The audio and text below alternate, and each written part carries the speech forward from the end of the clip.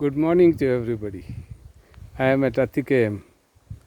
Today it's very cool and there's a very calm breeze. Calm breeze, and the leaves are rustling. It's a very cool day. Since morning it has been cool, probably because it has rained very heavily yesterday evening. Anyway, it's a beautiful weather now. We just finished tapping and Vijayan has gone to collect the latex. I help him, and it's a graceful experience because it keeps us healthy and happy in mind and spirit. I was reading Genesis chapter 6 the last few days, and it's a very interesting chapter. It's interesting because I can see a yellow butterfly passing by. It's beautiful. I don't know if you can see it. It's yellow and black. It's floating around. It's beautiful.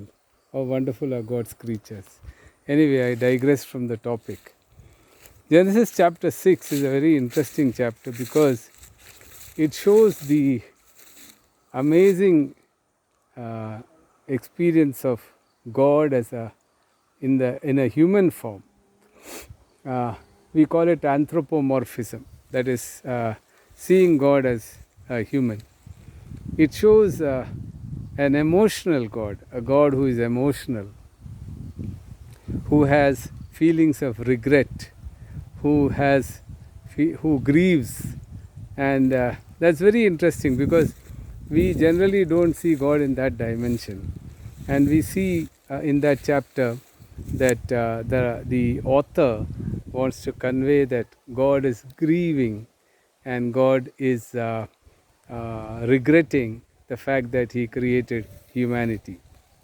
There's a reason for this grieving. Obviously, whenever any person, God or human, would have the same feeling if what he originally, or God, I should speak of God in a sense that He is neither he nor she, He is inclusive. But to say that He is a generally used term. So just for understanding's sake, any person, once he has done something with a particular purpose, when he finds that that purpose has been vitiated or it has been violated, obviously he would feel bad about it. And when God is grieving, He has a reason for it, for this grieving. He has found humanity to be wicked. All the thoughts of humanity were found to be wicked. And that's what it says. There was wickedness everywhere. There was violence everywhere. And this kind of made him upset, and he felt very sad that he had created humanity. Because possibly that was not his intention. His intention in creation was not that human beings should become violent, aggressive, and destroying life or anything else for that matter. Because in Genesis chapter 3, we read about God saying that you till it and keep it. Till the land and keep it. Of course, have dominion. Dominion doesn't necessarily mean that you have the right to kill, you have the right to destroy. Dominion only means the ability or the capacity to rule over something and to rule over it in a very just and equitable manner. But unfortunately, all of that has been violated. And we see that before the flood, humanity was wicked. The thoughts of humans, the thoughts were all wicked and evil. It was filled with violence. Today's world is no different. The world is filled with wickedness. There is good, no doubt about it. But the good that we think of is not something that is an icing on the cake. Even if it is an icing on the cake itself is poisonous. That is the way things are.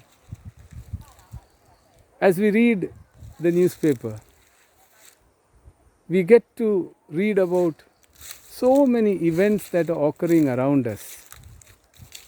And it's not that the newspaper is giving us only bad news.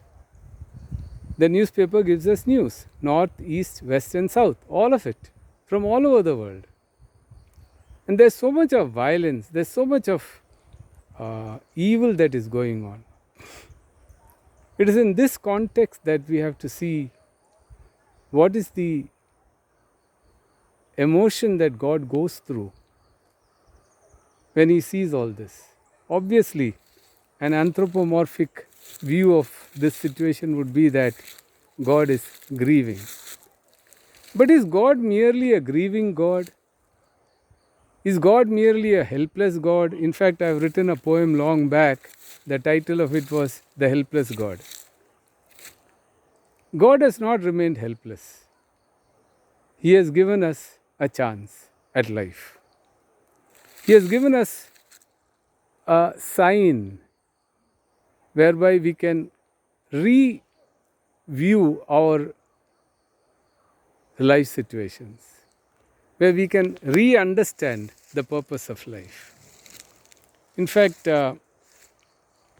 as we grow older, like especially in my situation, the question of purpose has always been a very serious one.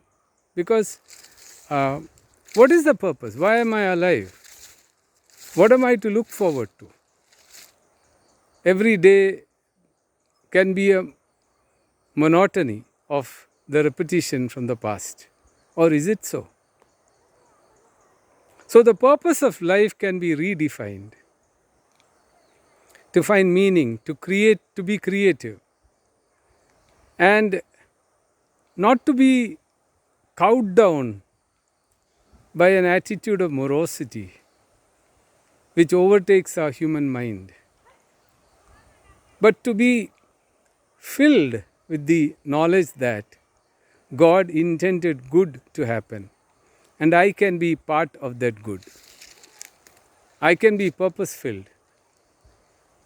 As Jesus says, I have come that you may have life and have it abundantly. The abundance of life is something that each one of us has a right to.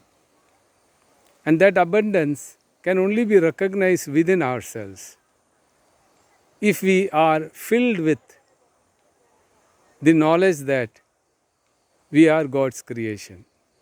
And that is what Paul explains so well in saying in Galatians chapter 5, he speaks 5 and 6, he speaks about the experience of being the fruit of the Spirit.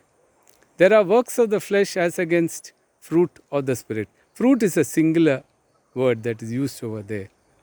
One Spirit, different aspects of it, starting with love. God created us to be loving people. God created us to be love itself.